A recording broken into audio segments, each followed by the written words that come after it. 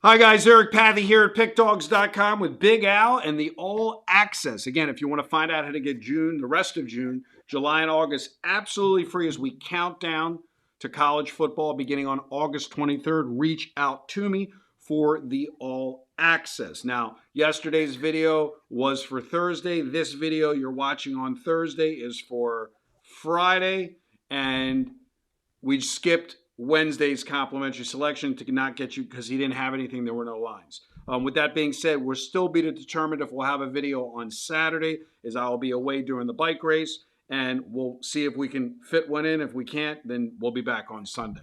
With that being said, I know you're looking at another CFL game. Is that correct, Al? Yeah, and this is sort of like last fall where we would just knock out football videos in advance because they have the lines in advance. We don't Exactly. have.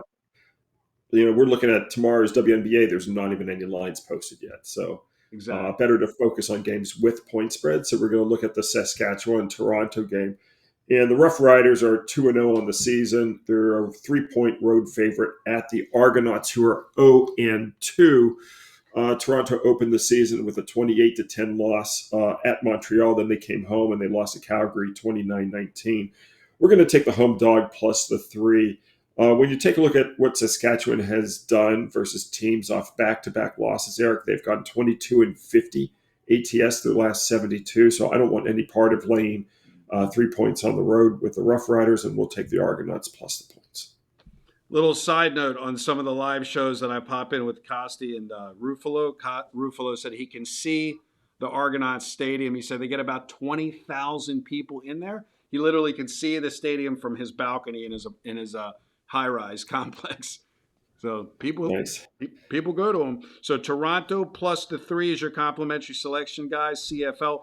What's the deal with UFL? I know you've released some to clients in the last couple of weeks. Is Well, the that season ended. The season ended. The DC Defenders blew out Michigan.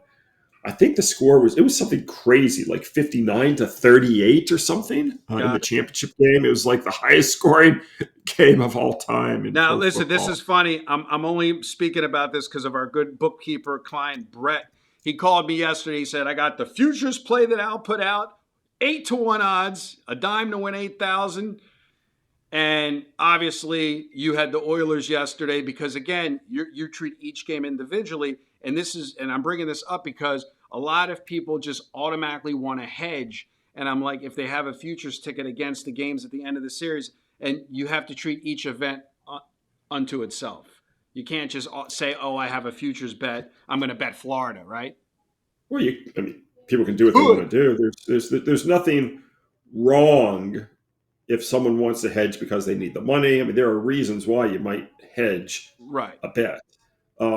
It's a personal decision. For me, I had Purdue at whatever it was, ridiculous odds, like 17-1, and they were playing in the championship game 2 years ago. They lost to Connecticut, and I had whatever it was, like 3,000 to win 50,000, and I didn't hedge. Right, right. um, it's I mean, obviously you can look back objectively and say, God, I wish I had hedged. I would have made money. But my perspective on all of that is when you make a futures bet, you try to make a good bet. Obviously, if your team gets to the championship game at 17-1 odds, it was a good bet. Right. Um, but I don't want to dilute profits by making a bet with negative, expected value. Right. And if I have no reason to bet on Connecticut, I don't want to lay 11-10 odds on Connecticut. So that's kind of my perspective on that. I mean, I always believe that, if you hedge, why'd you make the bet in the first place? Like, Got what it. was the point? But that's just, everyone has a different perspective on it. Some people say just lock in the profit, take the money. I respect that. It's just not my philosophy. I go You the well, other way, and I just let it ride.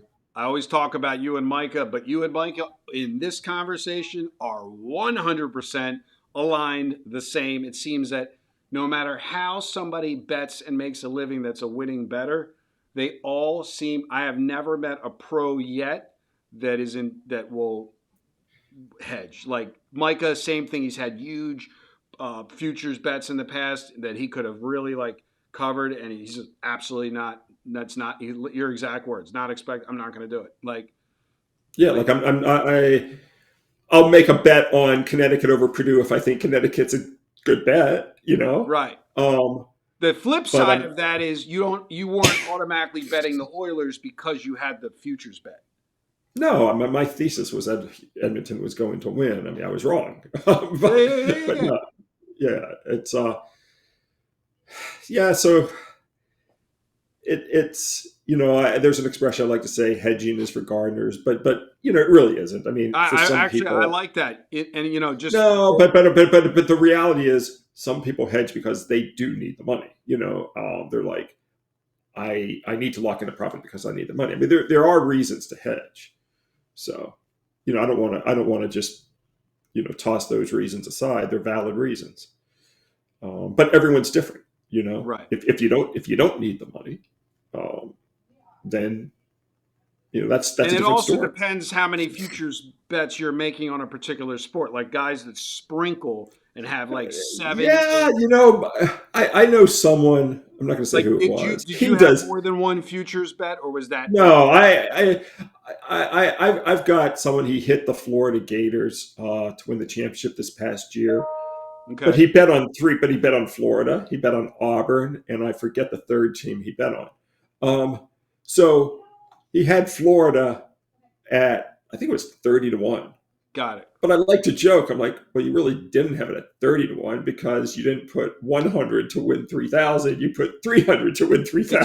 Exactly, So exactly. it was 10-1 odds. Um, yeah, I think it's hard enough to win a futures bet without having to like step out on three different teams. So I Exactly. tip it. That's just, but again, people can do it. There's nothing wrong. There's nothing wrong with doing it. So But I just, normally every year, like this upcoming NFL and college football season, you're usually picking one futures. You're not picking multiple teams in the race. So to and speak. sometimes I pick none. Got it. I mean, yes, there are sometimes where I won't have any futures at all. And like you said, Um, just to be there at the end when you make that futures bet in itself is awesome because a lot of people they get blown out way earlier on their futures and they're not even in it. So, you know, yeah, this was a tough year for me on futures. I had the Duke Blue Devils in college basketball at 10-1 odds, and they were as good as anyone, and just didn't get there. Had the Edmonton Oilers at plus 850. Could have won it, didn't win it. It just was like one of those years where I had a lot of the bridesmaids, so to did you speak. have anything in the NFL or you didn't do the NFL last year? I can't remember. I had I did not have Philadelphia. I'm trying to remember who I had. It escapes me. I can't remember Got who it. I had. Well, yeah, like I said, it's just a good little. The NHL season is now over, and now we can worry about futures in college and pro football. Yeah. So we got Yeah. Toronto Argonauts. I wonder what I have to look up what an Argonaut is, unless you already know what it is. I imagine, if you think of Jason and the Argonauts, it's probably a seafaring